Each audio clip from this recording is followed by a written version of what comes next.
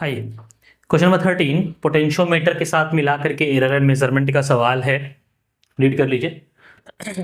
ठीक है, कर लो आराम से। आइए, एक सेल 1 है जिसका बैलेंसिंग पॉइंट पोटेंशियोमीटर में 200 सेंटीमीटर पर मिल रहा है। सेल 2 में बैलेंसिंग पॉइंट 150 सेंटीमीटर पर मिल रहा है।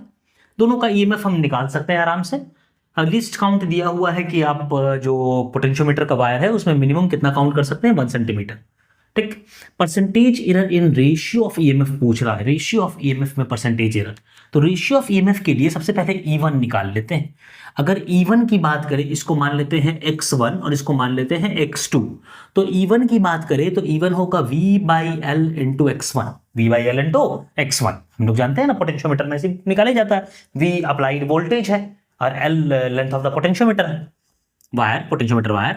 E2 की वैल्यू हो जाएगी V/L इंटू X2। अब percentage error in ratio of EMF, अगर रेशियो ऑफ ईएमएफ की बात करें E1/E2, E2/E1 मत कर देना, E1/E2 पूछ रहा है। E1/E2 तो ये हो जाएगा X1/X2 और यही मेरा क्या है, रेशियो है। और इसी रेशियो का एरर पूछ रहा है परसेंटेज। इस रेशियो का अगर R मान लेते हैं, क्या मान लेते हैं, R। तो बेसिकली हमसे पूछ क्या रहा है, delta R by R into 100। पहले क्वेश्चन समझ में आया, पूछ क्या रहा था, डिमांड क्या कर रहा था, change in this ratio divided by this ratio into 100। ठीक। अब एरर मेजरमेंट आएगा। एरर मेजरमेंट क्या आएगा, इसका एरर निकालने का क्या होता है, ln taking log both side, ln R is equal to ln X1 minus ln X2। Minus से प्लस कर देंगे, ये पता है एरर हमेशा ऐड होता है।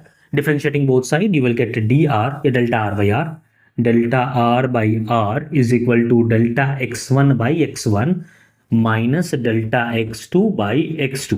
अब अपने आप से माइनस साइन को किस में कन्वर्ट कर देंगे, प्लस में। क्यों, क्योंकि एरर हमेशा ऐड होता है। डेल्टा R बाई R क्या पूछ रहा है, इंटू 100 इंटू 100। डेल्टा X1 मतलब मिनिमम X1 कितना काउंट कर सकते हैं, 1 सेंटीमीटर।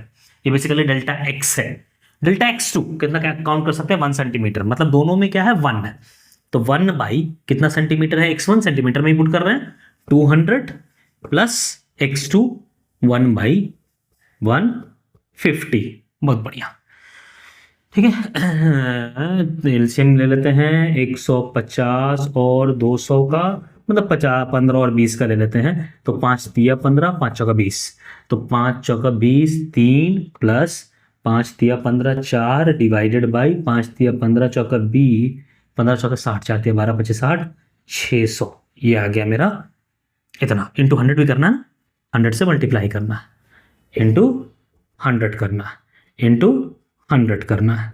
0 0 0 0, 4 3 7, 7/6% क्या दिया है, अच्छा डिवाइड करके दिया है तो कर लेते हैं 6 7, 6 1 6 1 0 पॉइंट, 6 1 6 4 0, 6 7 42, अप्रोक्सीमेटली 1.17% होना तो यही चाहिए।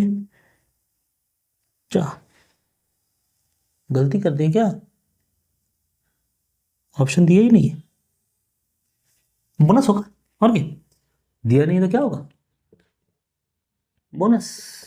ये तो करता ही है बेवकूफ़ी, करना नहीं चाहिए, लेकिन बड़ा अफसोस होता है। वो जो बच्चा बेचारा मेहनत किया, अपना टाइम इसमें दे दिया, फिर उसको बोनस दे रहे हो। कोई बच्चा इसको अटेम्प्ट ही नहीं किया, that is not fair exam. Fair exam होना चाहिए जिसमें सबको एक जैसा ट्रीटमेंट मिले। क्या जैसे नीट एग्जाम कंडक्ट कराती है वैसे हम जेईई मेंस वाले एग्जाम कंडक्ट नहीं कर सकते? हम भी कर सकते हैं, एक दिन में पूरा एग्जाम नहीं ले सकते हैं। पूरे वो 24 25 लाख बच्चों का ले ले रहे हैं। आपको तो 14 13 14 15 लाख बच्चे रहते हैं, अभी 15.5 लाख हैं सेशन 2 के लिए। सेशन 1 में 13 13.5 लाख बच्चे थे, नहीं ले सकते हैं इतना।